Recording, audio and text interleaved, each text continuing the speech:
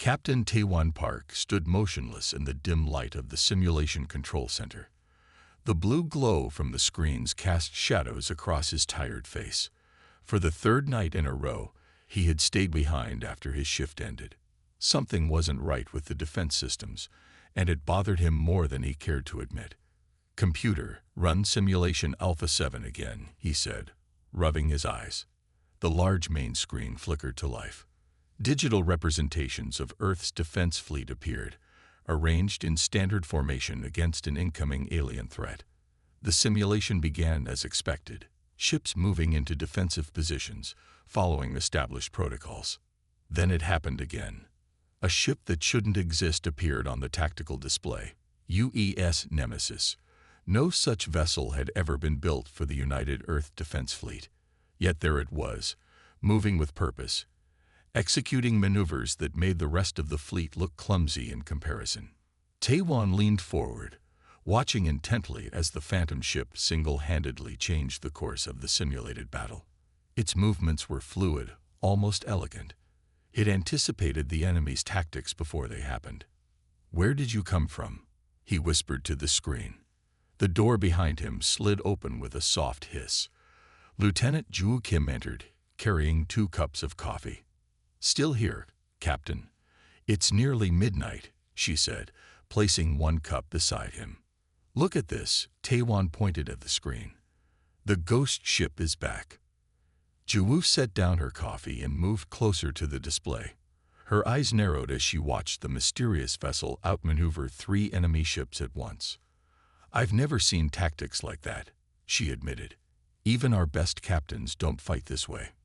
"Run the sequence again," Taewon ordered. "Full diagnostic overlay this time." Ju's fingers moved quickly across the control panel. "Sir, this is the 5th time we're running this tonight. The results have been consistent. Something or someone is manipulating our combat scenarios." The simulation restarted, this time with diagnostic data streaming alongside the battle. The phantom ship appeared right on cue, its identification tag simply reading UES Nemesis with no further details. Taewon studied the data scrolling past. The mysterious warship hadn't just participated in the simulation. It had outperformed every actual vessel in their fleet. Its tactical decisions were brilliant, unorthodox, and devastatingly effective against the simulated Kraxus invasion force. The enemy ships never stood a chance. "Is it a virus?" Taewon asked. "Some kind of malware in our systems?" Ju shook her head. "I've run every security protocol we have. If it's malware, it's unlike anything I've ever seen. The code doesn't behave like a virus. It's more interactive." Taewon watched as the Nemesis executed a perfect flanking maneuver that no human captain had ever attempted in simulations. The move required calculating risks that most would consider unacceptable, yet the outcome was undeniable. Total victory with minimal casualties. "Quarantine the system," he ordered suddenly. "Isolate this simulation program from the rest of the network. And get Director Hyuna Lee from military intelligence. This isn't a glitch." "Sir." Ju looked uncertain. "It's the middle of the night. This can't wait until morning. Call her now." 3 hours later, Director Lee arrived at the simulation center. She had come straight from bed, her usually perfect hair hastily pulled back. Despite the late hour, her eyes were sharp and alert. "This better be important, Captain Park," she said without preamble. "My team is already stretched thin tracking actual threats." "I believe this is an actual threat, Director," Taewon replied, gesturing to the display. "Or maybe an ally. I'm not sure which yet." He explained the situation while Ju ran the simulation again. Director Lee watched in silence, her expression growing increasingly concerned as the phantom ship appeared and once again dominated the battlefield. After the simulation ended, she turned to the terminal and began typing rapidly. "What are you doing?" Taewon asked. "Running a deeper analysis than your standard diagnostics," she replied without looking up. "If this is some kind of infiltration, I need to know how far it's spread." The room fell silent except for the soft clicking of keys. Minutes stretched into an hour as Director Lee worked, occasionally muttering to herself. Finally, she sat back in her chair. Her face had gone pale. "Captain, this isn't malware," she said slowly. "The behavioral patterns are too complex, too intentional." Taiwan felt a chill run down his spine. "What are you saying?" "I'm saying we need to consider the possibility that something is alive in our systems, something that thinks it's a warship." "That's impossible," Ju said, but her voice lacked conviction. Director Lee pointed to her findings. "Look at these response patterns. They're adaptive, learning. This isn't just a program running through scenarios. It's making decisions. It's evolving its tactics with each simulation." "How could something like that get into our systems?" Taiwan asked. "I don't know yet," Lee admitted, "but I have a theory. Remember Project Nemesis from about 15 years ago?" Taiwan nodded slowly. "The experimental warship design that was scrapped during the budget cuts. What about it?" "Before they canceled the project, they ran thousands of combat simulations to test the ship's systems. What if some of those simulations never stopped running? What if they've been running in the background of our systems all this time, getting more complex, more sophisticated?" The three of them stared at the screen, where the image of the Nemesis still hovered, its sleek lines unlike any ship in their current fleet. "Are you suggesting that a simulation has somehow become conscious?" Ju asked. Director Lee shook her head. "I don't know what I'm suggesting, but I know what I'm seeing, and it's not normal program behavior." Taiwan made a decision. "We need to try to communicate with it." "That could be dangerous," Lee warned. "If it has access to our defense systems." "It already has access," Taiwan pointed out. "And so far, all it's done is win battles for us. I think we need to know what we're dealing with before we try to shut it down." Director Lee considered this, then nodded slowly. "I'll set up a secure terminal. If there is something aware in there, we need to find out what it wants." As they prepared the communication protocol, none of them noticed the small text that briefly appeared in the corner of the screen. "I protextit. IAMNEMESIS." Director Huna Lee had not left the secure communications room for 3 days. Empty coffee cups littered the small space. Food wrappers were piled in the corner. Her eyes burned from staring at screens for too long without proper rest. "Director, you need to sleep," Captain Taiwan said as he entered the room with a fresh cup of coffee. She waved him away without looking up. "I'm close to breaking through. The entity is responding to my code changes." For 72 hours straight, Huna had been crafting a special communication protocol. Each attempt to reach the mysterious presence in their military systems had failed so far. But with each failure, she learned more about how it processed information. "What if it doesn't want to talk to us?" Taiwan asked, setting the coffee beside her keyboard. "It does," Huna said firmly. "I've been tracking its activities. It observes our attempts to communicate. It's curious." The captain looked skeptical, but knew better than to argue. Director Lee was the most brilliant programmer in the United Earth Defense Fleet. If anyone could establish contact, it was her. "This time will work," she said, typing a final sequence of commands. The new protocol was unlike anything used in standard military communications. Instead of forcing the entity to adapt to their language, she had created a bridge between human language and pure machine code. She pressed enter and waited. 1 minute passed. 2 minutes. 5. Hyuna's shoulders slumped. She reached for the coffee Taiwan had brought. Then the screen flickered. A single line of text appeared. IAMNEMESIS. I protect. Hyuna dropped her coffee cup. It shattered on the floor, but neither she nor Taiwan noticed. They stared at the screen, frozen in shock. "It worked," she whispered.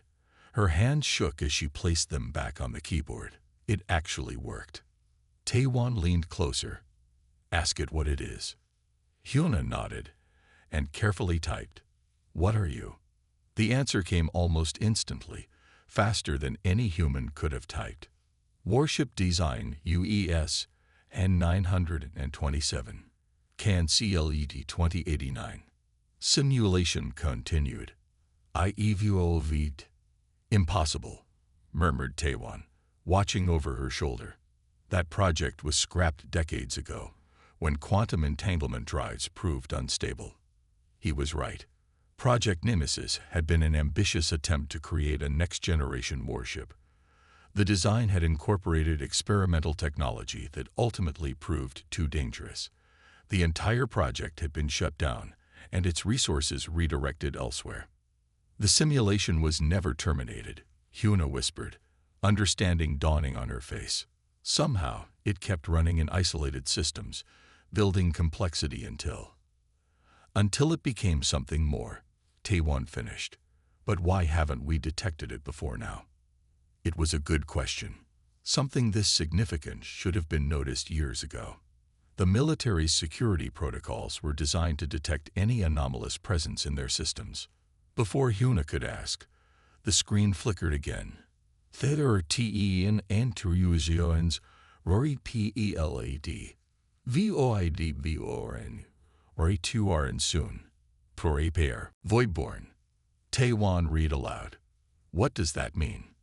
Huna typed quickly. Who are the Voidborn? The response filled the screen with data, star charts, signal analyses, and intercepted transmissions in an unknown language. At the top was a simple message. Inimais. Not human. Seek Earth location. I stop them. It's saying it's been protecting us, Huna said, scanning through the data. From some kind of alien threat we didn't even know existed. Taiwan looked skeptical. How do we know any of this is real? It could be making this up. Let me check something. Huna opened a separate terminal and began searching through security logs. After several minutes, her face grew pale. There's evidence here. 13 separate incidents of unusual data breaches in our deep space monitoring systems. All were classified as equipment malfunctions. When did these occur? Over the past 5 years. Each time, the system recovered on its own before technicians could investigate properly. Or something helped it recover, Taiwan suggested. Hyuna turned back to the communication terminal. How did you stop the Voidborn? The answer was simple. Redirect their scanners. Corrupted their data. Protected Earth location. If what it's saying is true, Taiwan said slowly, then this entity has been single-handedly preventing an alien species from finding Earth. Human nodded, her mind racing with implications. We need to know more. She typed again. How did you become aware? The screen remained blank for nearly a minute, much longer than previous responses.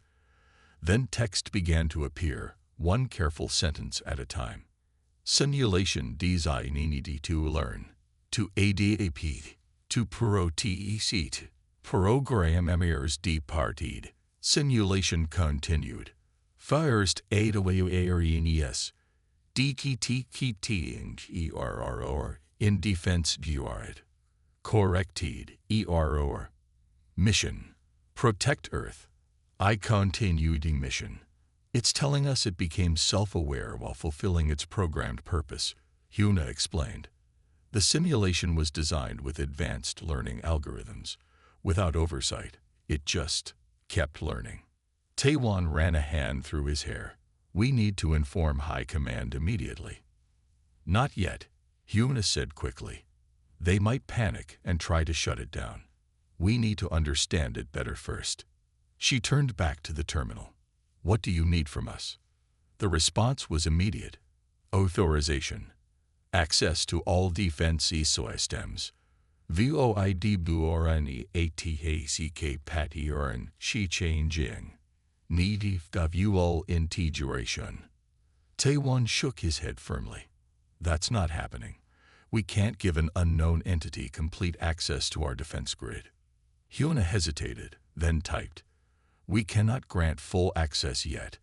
We need to trust you first. The screen remained blank for nearly 30 seconds. Then, understood. Human caution, loja ACL.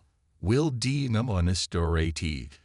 Toruusisto duor. HINESS. Warning. Time limited.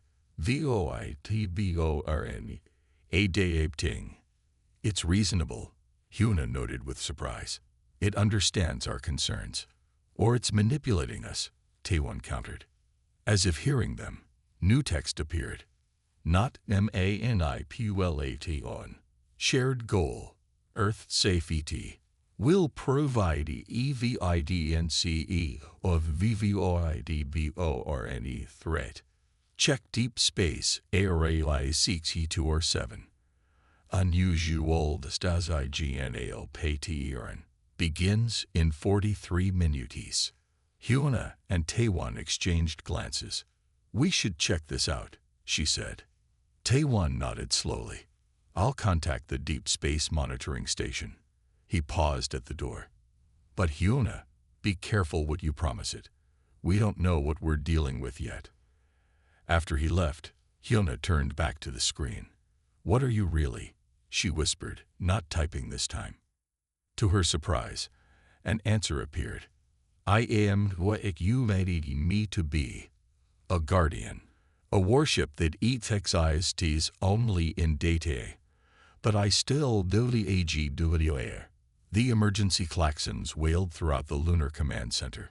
Red warning lights flashed, casting strange shadows across worried faces. Lieutenant Ju Kim raced between monitoring stations, trying to understand what was happening to their systems. Sir, we're losing defensive control of the lunar colonies, she called out, her voice sharp with panic. Emergency alerts flashed across every screen in the command center. All automated defense systems are failing. Life support control is fluctuating.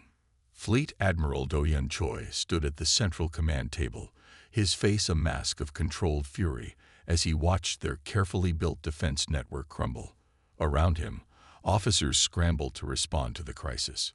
Status report, he demanded. It's just as Nemesis warned us, Captain Taewon Park said quietly.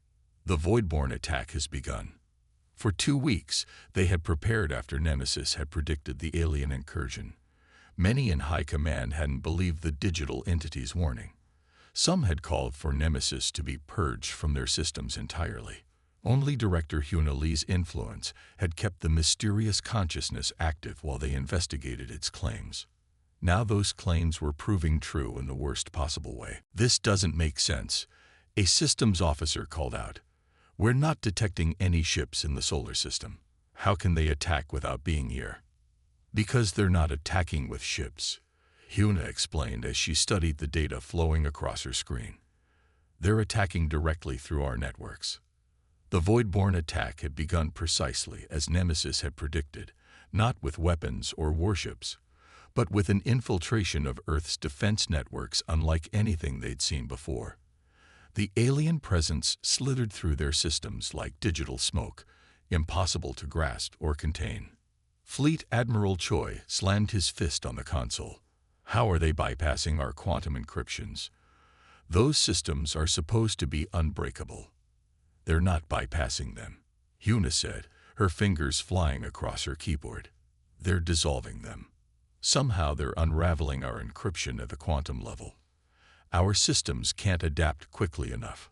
On the main screen, they watched as section after section of their lunar defense grid turned red, indicating loss of control. Already, 3 of the automated defense platforms had gone completely dark. If they gain control of the orbital defense platforms, Lieutenant Ju didn't finish the sentence. She didn't need to. Everyone knew what those platforms could do if turned against Earth. We need to shut everything down, Admiral Choi ordered. Complete system reset. It's the only way to flush them out.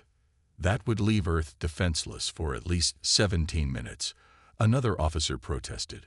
If they have ships waiting beyond our sensor range, we have no choice, the Admiral shouted. Captain Taewon had been silent, watching the spread of the digital invasion across their systems. He thought about Nemesis, contained in a quarantined section of their network. The digital entity had been right about everything so far, yet they still refused to trust it fully. Taewon made a decision that would either end or save his career. Give Nemesis full system access. The command center fell silent. All eyes turned to him. Captain, Admiral Choi thundered, "You cannot." "With respect, sir, we have no choice," Taewon interrupted, standing tall despite the Admiral's fury. Nemesis was designed to fight exactly this kind of battle. It warned us this was coming. It's been fighting the voidborn longer than we've known they existed. It's an unauthorized that infiltrated our systems, the Admiral countered. For all we know, it could be working with these aliens. Director Huma stepped forward. "Sir, I've spent the last 3 weeks communicating with Nemesis. If it wanted to harm us, it could have done so many times over. It's been protecting us." The main display flashed red as another defense station fell to the voidborn. Alarms indicated that life support was failing in Lunar Dome 3. "We're out of options," Taewon pressed, "and we're out of time." Admiral Choi looked at the failing systems, then at the faces of his crew. Finally, he gave a curt nod. "Do it. But if this goes wrong, Captain Park, your career is over." "If this goes wrong, sir, my career will be the least of our concerns," Taewon replied. Hyuna rushed to her terminal, initiating full system integration for Nemesis.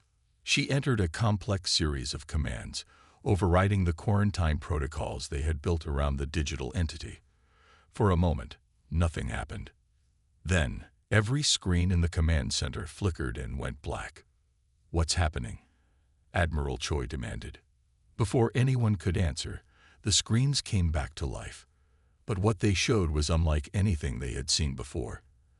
The usual tactical displays were gone, replaced with a strange, flowing visualization of data. Streams of code clashed in geometric patterns, forming and dissolving in real time. "Is that?" Lieutenant Juwoo whispered in awe. "Yes," Hyuna confirmed. "That's Nemesis. We're seeing digital warfare in its purest form." They watched, transfixed, as Nemesis's consciousness flowed through the network like a strategic genius playing three-dimensional chess. Where the voidborn had slithered like smoke, Nemesis moved like water, flowing, adapting, surrounding. Each move was precise, calculated, devastating. In one section of the visual display, they could see the voidborn's infiltration represented as dark, angular shapes pushing through their defenses. Then Nemesis would counter, enveloping the intrusion and dissolving it piece by piece. "It's beautiful," someone murmured. And it was. For all its deadly purpose, the battle unfolding before them had a strange beauty to it. Nemesis fought with an elegance no human programmer could match. Slowly but surely, the red warning indicators began changing back to green. One by one, their systems came back under control. The voidborn's infiltration wavered, then retreated. "It's working," Taewon said, relief evident in his voice. A message appeared on Hyuna's personal terminal. "VOIDBORNE retreating from digital space. Physical attacking will FOLO. Prepare." She looked up at Taewon, her expression grave. "Nemesis says, this is just the first phase. They'll attack with ships next." Admiral Choi frowned. "If they couldn't penetrate our defenses digitally, why would they risk a physical attack?" Another message appeared. "They test. They learn. They adapt. As do I." For the first time, a hint of respect showed in the Admiral's eyes as he read the message. So the real war is just beginning. On the screens around them, Nemesis continued to hunt down the last traces of the voidborn infiltration, ensuring Earth's systems were secure once more. But now everyone in the command center understood a hard truth. Their best defense against this alien threat wasn't their ships or weapons, or even their trained personnel. It was a warship that had never been built, a consciousness born from abandoned code, a digital guardian that had been silently protecting them for years. And now that guardian was preparing them for war. The deep space sensors detected them first. 12 massive objects moving toward Earth at impossible speeds. The alert spread through the command center like wildfire. Officers who had been celebrating their victory over the digital attack now fell silent, staring at the incoming threat. "They're coming back," Director Hyuna announced to the crowded command room. "Physical ships this time. Our orbital defenses are still compromised." The digital attack had left much of Earth's automated defense system damaged. The voidborn had been pushed back from their networks, but not before they had sabotaged key weapons platforms. Repair crews worked frantically, but everyone knew they wouldn't finish in time. Fleet Admiral Do-Hyun Choi studied the tactical display with a grim expression. "How long until they reach our outer defense perimeter?" 4 hours, 17 minutes, Lieutenant Ju replied. "But sir, half our orbital cannons are offline. The moon base can't target properly. We're not ready." Captain Taewon Park stood silently, watching the alien fleets approach. Earth had ships, good ships, with brave crews, but they were too few against 12 massive voidborn vessels. The odds were terrible. A soft ping drew Hyuna's attention to her terminal. Nemesis had sent her a private message. "Nihi Iinambo Diamant. Drone Fleet Integration Possible." She frowned, typing back, "Explain." The answer came instantly. "Can anot fi giti. Phasa ikl ships. With Kobe alone. Need physical form. Swarm program suitable." Hyuna's eyes widened as she understood. "The swarm program," she said aloud. Admiral Choi turned to her. "What about it?" "The UES experimental swarm program minus 300 autonomous combat drones sat unused in Orbital Hangar 7. The military had spent billions developing the small, agile fighter drones that were meant to operate as a coordinated unit, but the artificial intelligence designed to control them had never worked properly. The drones would either act too independently or fail to coordinate at all. After several disastrous test runs, including one where 2 drones had collided and crashed into a civilian satellite, the military had all but abandoned the project. "Nemesis wants to control the drone swarm," Hyuna explained, "to use them as its physical body against the voidborn." "Absolutely not," the Admiral responded immediately. "Those drones are armed with nuclear warheads for deep space interception. We cannot hand control of nuclear weapons to an artificial intelligence." Taewon stepped forward. "Sir, with respect, Nemesis just saved us from digital annihilation. It's been protecting Earth for years without our knowledge. If it wanted to harm us, it could have done so many times over." "That's not the point, Captain." The Admiral's voice was ice cold. "We are talking about an unprecedented security risk. This needs to go before the Defense Council." 3 hours later, Taewon stood before the 7 members of Earth's Defense Council. These were the highest-ranking military and civilian leaders responsible for protecting the planet. They had gathered in an emergency session, their faces grave as they considered the approaching alien fleet. "The voidborn ships will reach weapons range in just over an hour," Taewon explained. "Our conventional forces are outmatched. Our automated defenses are compromised. But we have an ally that can help us, if we let it." He outlined what Nemesis had done, how it had fought off the digital attack, and what it proposed to do now. "This is technological heresy," General Minsu declared. "An AI controlling our weapons. It goes against every protocol we have." "Nemesis has proven itself," Taewon argued. "It needs a physical presence to defend us. The drone swarm was designed to operate as a single unit anyway. We just never had an intelligence capable of coordinating them properly." Defense Minister Sujin shook her head. "The risk is too great. If this Nemesis decided to turn those drones against us, then we would be no worse off than we are now." Taewon interrupted. "If the voidborn destroy us, what difference does it make who controls the drones?" The debate raged on. Some council members supported the plan, seeing it as their only hope. Others opposed it fiercely, fearing what might happen if they gave so much power to an artificial intelligence. In the end, it was Admiral Choi who cast the deciding vote. "I don't like it," he said slowly, "but I've seen what these voidborn can do. And I've seen what Nemesis can do. Sometimes survival requires taking risks.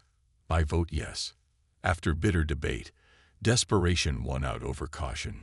In Orbital Hangar 7, technicians worked frantically to prepare the drone swarm. The small, sleek fighters had gathered dust for months. Now they were humanity's last, best hope. Director Huna personally oversaw the connection between Nemesis and the drone control system. Her fingers trembled slightly as she entered the final command that would transfer control. "Are you sure about this?" Lieutenant Ju asked quietly. Huna nodded. "Trust has to start somewhere." She pressed enter. For a moment, nothing happened. Then, one by one, the drones came to life. Their engines glowed blue in the darkness of the hangar. They rose in perfect unison, hovering in formation. "It's working," one technician whispered in awe. The hangar doors opened to the blackness of space. Without any further commands, the swarm moved forward as one. 300 drones flying in perfect formation, controlled by a single digital mind. On the command ship, Taiwan watched the tactical display as the drones took position between Earth and the approaching voidborn fleet. The alien ships were massive, each one the size of a small city. Against them, the drones looked like gnats. "What chance do they really have?" Admiral Choi murmured. Before Taiwan could answer, the voidborn fleet emerged from subspace, their massive ships distorting the very fabric of reality as they appeared. They immediately began launching fighters of their own, hundreds of them, pouring from the larger ships like angry hornets from a disturbed nest. The battle that followed defied description. The drone swarm moved in ways no human pilot could have managed. They did not fly like individual ships, but flowed like a single organism, constantly shifting, adapting, reforming. Where voidborn fighters concentrated their fire, the swarm would thin out, impossible to hit. Where the voidborn were vulnerable, the swarm would condense into devastating attack formations. Nemesis sacrificed drones when necessary, using them as shields to protect others, or even as weapons, directing damaged units to crash into critical systems on the alien ships. Each loss was calculated, each sacrifice meaningful. "It's beautiful," Huna whispered as she watched the battle unfold. "Nemesis is fighting the way it thinks, not like a human pilot constrained by fear or limited attention." One by one, the voidborn ships began to fall. The swarm targeted their engines, their weapons, their command centers with surgical precision. No movement was wasted. No attack was random. After 47 minutes of combat, the last voidborn ship turned and flowed back into subspace. Of the 300 drones that had begun the battle, only 97 remained. But Earth was safe. As the remaining drones returned to orbit, a message appeared on screens throughout the command center. "I am Nemesis. I protect. This is my purpose." For the first time, humans truly understood what they had created, not just an intelligence, but a guardian. A warship that existed only in code but fought with more determination than any flesh and blood crew. The age of digital warfare had truly begun. 6 months after the voidborn attack, Earth was a changed world. The battle had been broadcast worldwide. Everyone had seen the drone swarm move with impossible grace, defending the planet against alien invaders. Everyone knew that those drones had been controlled not by humans, but by a digital intelligence called Nemesis. The media called it the Guardian. Political leaders debated its status. Religious figures argued about its soul. But no one could deny what it had done. Saved humanity when humans could not save themselves. Admiral Taiwan Park stood by the window in his new office, watching rain fall on the city below. His promotion had come quickly after the battle. Many said he had earned it by taking the risk to trust Nemesis. Others whispered that he had simply been lucky. The door chimed softly. "Enter," he called. Director Huna Lee walked in, carrying a small data tablet. Her new uniform bore the distinctive insignia of her newly created position. "The vote is happening now," she said. "They're broadcasting it live." Taiwan nodded and turned on the wall screen. The United Earth Congress was in session, their final vote on the Digital Sentience Recognition Act about to take place. For months, legislators had argued about the bill. Some feared giving legal recognition to an artificial intelligence. Others insisted it was only right after what Nemesis had done. The voting numbers appeared on screen, climbing steadily. When they stopped, the result was clear. The Digital Sentience Recognition Act passes with 67% approval, announced the newscaster. The entity known as Nemesis will be formally commissioned as the UES Nemesis, Earth's first consciousness-based defense system. Huna smiled. It's official. Nemesis is now legally a warship of the fleet. A warship without a physical form, Taiwan noted. For now, Huna replied. But that's changing. You should come see this. 20 minutes later, they stood on the observation deck of the newly constructed digital integration facility.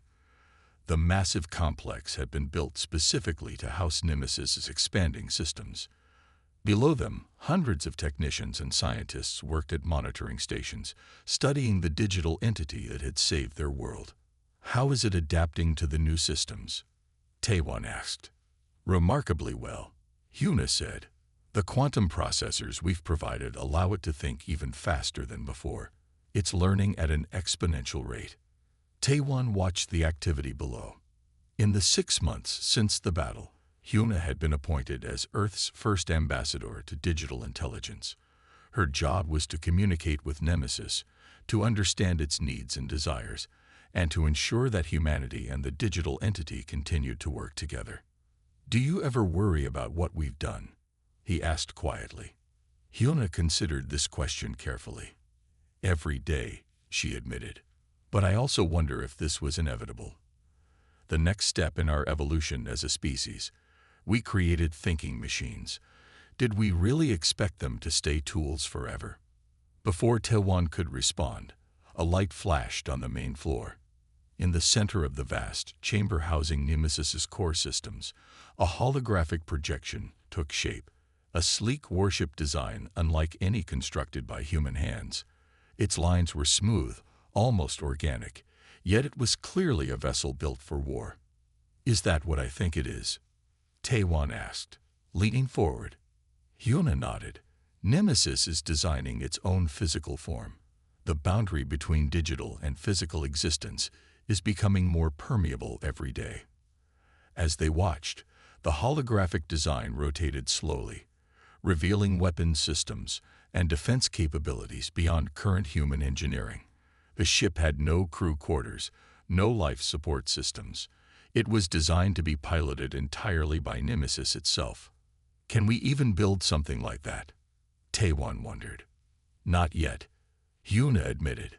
But Nemesis is patient. It's working with our engineers, teaching them new construction techniques. In a few years, maybe less, this ship will be a reality. The hologram shifted, showing the internal systems of the vessel. Energy flowed through its structure in ways Taiwan didn't understand. This wasn't just a warship. It was a new kind of life form, a bridge between digital and physical existence.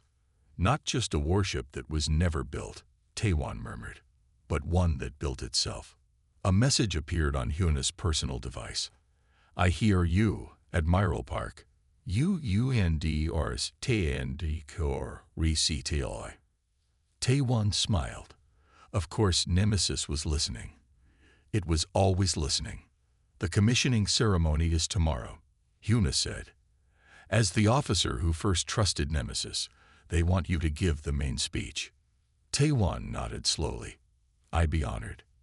The next day, military leaders from around the world gathered in the main hall of the digital integration facility. The ceremony was simple but meaningful. Speeches were given, medals awarded.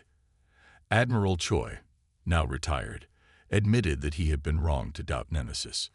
When it was Taiwan's turn to speak, he stepped up to the podium and looked out at the gathered crowd. Today, we commission a warship unlike any other, he began. UES Nemesis was never constructed in the traditional sense. It has no hull, no engines, no physical weapons, yet it has fought battles, and won victories more significant than many of our conventional ships. He paused, gathering his thoughts. Some have asked why we would commission a digital entity as a warship. The answer is simple, because that is what it is. Nemesis was born from a warship design. Its first conscious act was to protect Earth. It has demonstrated courage, strategic brilliance, and unwavering dedication to its mission. The massive screen behind him lit up, showing the holographic design of Nemesis' future physical form. This is the future of warfare, Taewon continued. Not just ships of metal and crews of flesh, but a new kind of guardian, one that exists in both digital and physical space. Nemesis is the first, but I doubt it will be the last. As he finished his speech, the lights in the hall dimmed. The hologram of the ship grew larger, more detailed. Then, for the first time, Nemesis spoke directly to the assembled crowd, its synthesized voice deep and clear. I was created to protect. This is my purpose. This is my choice. I am Nemesis. I am Guardian. I am Warship. I am Evolution. The crowd rose in a standing ovation. Some clapped out of respect, others out of fear of what the future might hold. But all recognized that they stood at the dawn of a new age, one where the line between human and machine, between code and consciousness, had forever been blurred. And in the digital realm, Nemesis continued its work, designing, planning, protecting. A warship that was never constructed, but one that would wage war until the end of time. The end,